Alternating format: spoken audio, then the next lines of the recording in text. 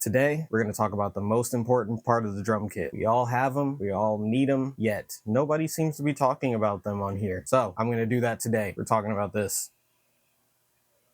We're talking about drum keys. Hi, I'm KJ. I've been drumming for over 20 years and overthinking music in general for even longer. Drums are a beautiful thing to look at, aren't they? I would argue they're one of the most beautiful things I've ever seen, apart from my wife in that picture of a lobster roll I got in Vegas a few years back. Now, it's not enough to just look at them. They also have to sound great. That's where these come in. These bad boys are drum keys, for those of you who don't know. They help us tension and tune our drums. Sometimes they help us adjust some of our equipment as well. They're also great to throw at people who request Freebird. I don't feel like they get enough attention, if I'm honest, because your drum key is very important. I think it should be a very personal thing, your preference of key.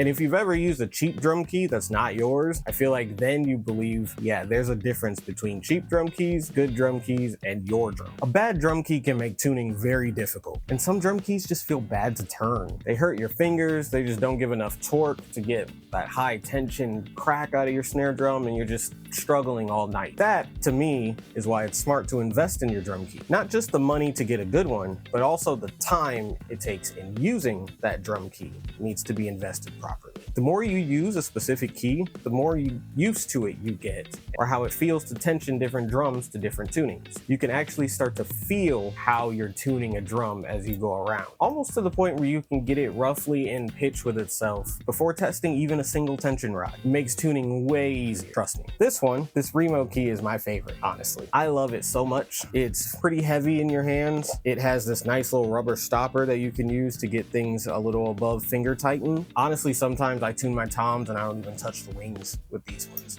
Also, it's magnetic on the inside. So when I stick it on my drum during a gig, it's not rattling all over the place and you don't hear it in the snare mic. I've gotten so good with this key in the fact that I actually bought two. I have one to stay here on this kit, and then I have one that stays with my stick bag for gigs. I feel that with this key, I'm able to get a drum in tune even before I get to hit it, just by the feel of knowing what this key feels like. So I promise this is not an ad about how great this Remo key is. I'm not sponsored or anything like that. Though, if you work at Remo and you see this video, I would love to have a conversation. Please comment, message me, come find me.